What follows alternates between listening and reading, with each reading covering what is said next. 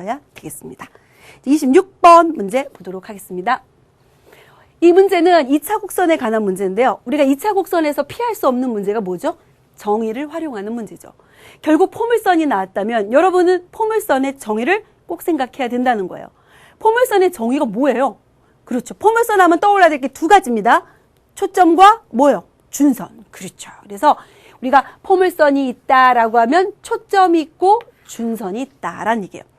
포물선 위에 임의의 한 점을 잡으면 포물선의 정의, 제일 중요한 게 초점까지의 거리와 준선까지의 거리가 같다. 뭐 그림상으로는 좀 아닌 것 같은데 거리가 같다는 게 중요합니다. 이 정의를 이용하는 문제가 바로 26번 문제고 또 뭐 근과 계수와의 관계나 우리가 방정식을 풀 수 있는 능력이 좀 필요한 그런 문제가 되겠어요. 그럼 요거를 이용한다라는 것과요. 두 번째, 우리가 요 초점과 준선 사이에 꼭지점이 딱 하나 놓이게 되죠. 그럼 요 점은 요 두 개의 딱 가운데인 거예요. 그러니까 이 길이와 이 길이는 똑같습니다. 그런 부분도 여러분이 꼭 생각을 해주셔야 되겠습니다. 문제부터 읽어보겠습니다. 그림과 같이 좌표 평면에서 꼭지점이 원점이래요. 꼭지점이 원점이면 이 함수는 지금 누워 계시죠? 그럼 y제곱은 4px 이렇게 되겠죠. 기본형입니다. 아주 기본. 그 이 p의 값이 얼마냐 이제 그걸 찾아야 되는데 초점이 f, 초점이 여기 주어져 있습니다. 이제 그림상으로 약간 초점이 주어져 있어요. f인 포물선이 f를 지나고 기울기가 1인 직선을 그렸어요. 기울기가 1인 직선을 그렸더니 만나는 두 점이 있는데 요 A라는 점에서 만나고 요 B라는 점에서 만나게 된다라는 얘기고요. 그리고 A와 F를 대각선으로 하는 정사각형의 한 변의 길이가 2다. 그럼 여기가 2고 여기가 2면 대각선의 길이는 얼마일까요? 그렇죠. 바로 2 루트 2가 됩니다. 그럼 이 대각선이 무엇이냐? 바로 초점에서 포물선 위의 점까지의 거리입니다. 그 얘기는 준선이 요만큼 딱 초점만큼 간 만큼 딱 가면 여기에 준선이 기다리고 있습니다.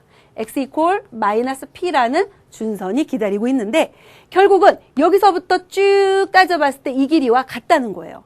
그럼 이만큼이 얼마예요? 이 길이가 2 루트 2니까 여기도 2 루트 2고요.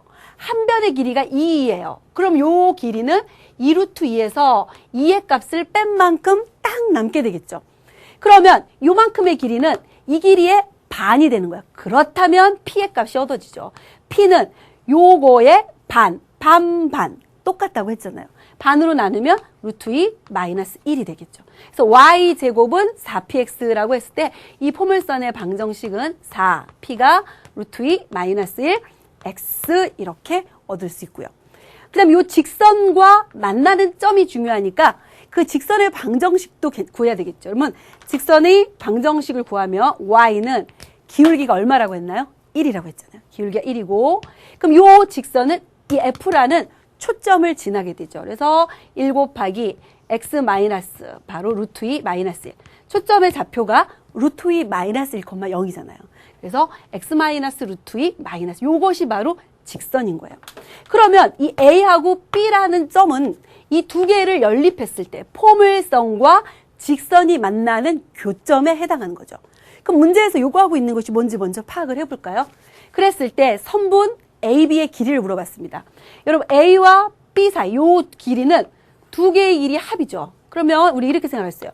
AB의 길이를 구하자. 이 얘기는 AF의 길이와 FB의 길이의 합이 되는데 왜 굳이 F를 경유하느냐라고 생각하면 포물선의 정의 때문이죠. 포물선은 초점까지의 거리랑 뭐가 똑같아요? 준선까지의 거리랑 똑같잖아요. 그러니까 사실은 AF의 길이는 얼마가 되는 거예요? 여기 2 루트 2. 우리가 알고 있는 길이죠. 그 다음에 FB의 길이, 요것이 이제 중요한데, 그럼 이 FB의 길이와 똑같은 것은 B에서 요 준선까지의 길이가 되는 거예요. 그럼 여러분은 이제 이 두 개를 더할 때 이만큼, 요만큼을 더해야 되는 거예요. 그럼 이걸 더할 때 이런 방법을 쓰자는 얘기죠. 조금 더 편하게 하기 위해서 이 B점의, 여러분 잘 보이죠? 여기 원점이면 요 점, B점의 X좌표를 알파. 그 다음에 A점의 X좌표를 베타라고 해볼게요. 근데 베타는 사실 알고 있어요. 그렇지만 모른 척 할게요. 그럼 알파와 베타라고 해본다면 이 길이의 합은 무엇이 되느냐? 여러분 알파에다가 지금 우리가 요만큼을 더하는 거죠. 이렇게 더하는 것은 알파 플러스 요 길이에요. 이 길이가 바로 루트 2 마이너스 2잖아요. 그러니까 요 AF의 길이는 알파 플러스 루트 2 마이너스 2 이렇게 되겠죠.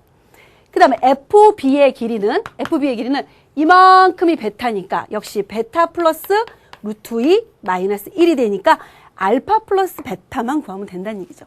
그럼 알파 플러스 베타는 두 개의 교점의 X좌표니까 두 방정식을 연립했을 때 두 분의 합이 되는 거예요. 그러니까 근각일수와의 관계를 이용해서 두 분의 합을 구해주면 됩니다. 연립은 조금 복잡할 것처럼 보이지만 생각보다 안 복잡하니까 우리가 바로 대입을 해보도록 할게요.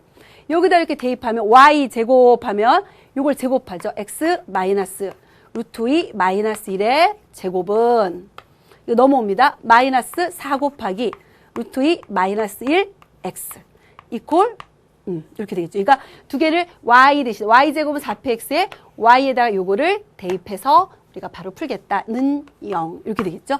정리할게요.